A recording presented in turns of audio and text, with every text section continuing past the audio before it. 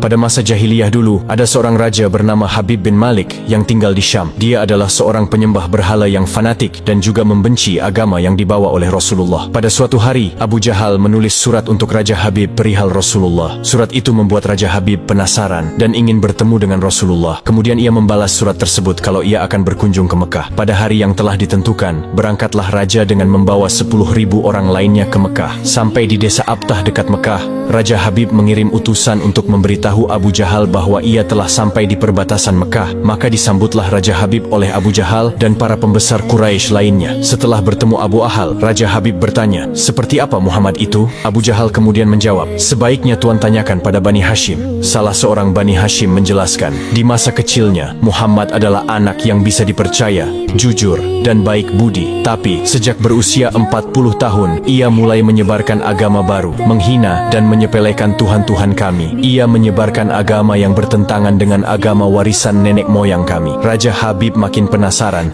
dan ia memerintahkan untuk menjemput Rasulullah dan memaksa bila ia tidak mau datang. Dengan menggunakan jubah merah dan sorban hitam, Rasulullah datang bersama Abu Bakar As-Siddiq dan istri tercinta Sayyidah Khadijah radhiyallahu anha. Sepanjang jalan Khadijah menangis karena khawatir akan keselamatan suaminya. Demikian pula Abu Bakar. Kemudian Rasulullah berkata, "Kalian jangan takut, kita serahkan semua urusan kepada Allah." Setibanya di desa Abtah, Nabi Muhammad disambut dengan ramah dan dipersilahkan duduk di kursi yang terbuat dari emas. Ketika Rasulullah duduk di kursi itu, memancarlah cahaya kemilau dari wajahnya yang berwibawa, sehingga yang menyaksikannya tertegun dan kagum. Maka berkata Raja Habib, "Wahai Muhammad, setiap Nabi memiliki mukjizat. Mukjizat apa yang engkau miliki?" Dengan tenang Rasulullah balik bertanya, "Mukjizat apa yang Tuan kehendaki?" "Aku menghendaki matahari yang tengah bersinar engkau tenggelamkan, kemudian munculkanlah bulan, lalu turunkanlah bulan ke tanganmu, belah menjadi 2 bagian, dan masukkan masing-masing ke lengan bajumu sebelah kiri dan kanan. Kemudian keluarkan lagi, dan satukan lagi, lalu suruhlah bulan mengakui engkau adalah Rasul. Setelah itu kembalikan bulan itu ke tempatnya semula. Jika engkau dapat melakukannya, aku akan beriman kepadamu dan mengakui kenabianmu." Mendengar itu, Abu Jahal sangat gembira. Pasti Rasulullah tidak dapat melakukannya. Dengan tegas dan yakin Rasulullah menjawab, "Aku penuhi permintaan Tuan." Kemudian Rasulullah berjalan ke arah Gunung Abi Qubaish dan sholat 2 rakaat. Usai sholat, beliau berdoa dengan menengadahkan tangan tinggi-tinggi agar permintaan Raja Habib terpenuhi. Seketika itu juga, tanpa diketahui oleh siapapun, turunlah 12.000 malaikat. Maka berkatalah malaikat Jibril, "Wahai Rasulullah, Allah menyampaikan salam kepadamu dan berfirman, 'Wahai kekasihku, janganlah engkau takut dan ragu. Sesungguhnya aku senantiasa bersamamu. Aku telah menetapkan keputusanku sejak zaman azali tentang permintaan Habib bin Malik. Pergilah engkau kepadanya untuk membuktikan kerasulanmu. Sesungguhnya Allah yang menjalankan matahari dan bulan serta mengganti siang dengan malam.'" Untuk diketahui, Habib bin Malik mempunyai seorang putri cacat, tidak memiliki kaki dan tangan, kemudian matanya buta. Allah menyembuhkan anak itu sehingga bisa berjalan, meraba dan melihat. Lalu bergegaslah Rasulullah turun menjumpai orang kafir Quraisy. Sementara bias cahaya kenabian yang memantul dari wajahnya semakin bersinar. Ketika itu matahari telah beranjak senja. Matahari hampir tenggelam sehingga suasananya remang-remang. Tak lama kemudian Rasulullah berdoa agar bulan segera terbit. Maka terbitlah bulan dengan sinar yang benderang. Lalu dengan 2 jari Rasulullah mengisyaratkan agar bulan itu turun kepadanya.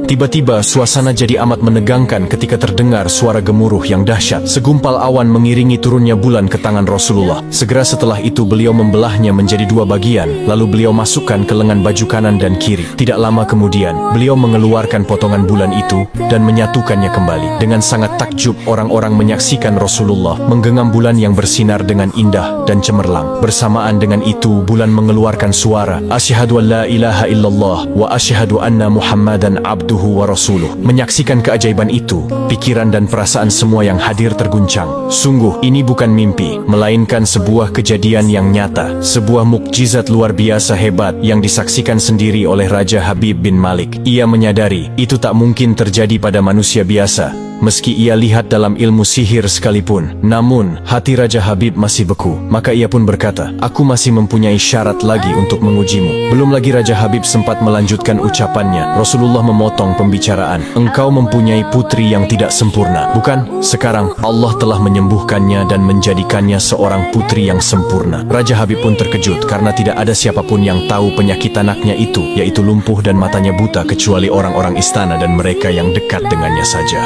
Mendengar itu, betapa gembiranya hati Raja Habib. Spontan ia pun berdiri dan berseru, "Hai penduduk Mekah, kalian yang telah beriman jangan kembali kafir, karena tidak ada lagi yang perlu diragukan. Ketahuilah, sesungguhnya aku bersaksi, tiada Tuhan selain Allah dan tiada sekutu baginya. Dan aku bersaksi sesungguhnya Muhammad adalah utusan dan hambanya." Melihat semua itu, Abu Jahal jengkel dan marah. Dengan emosi dia berkata kepada Raja Habib, "Wahai Raja Habib, engkau beriman kepada tukang sihir ini hanya karena menyaksikan kehebatan sihirnya?"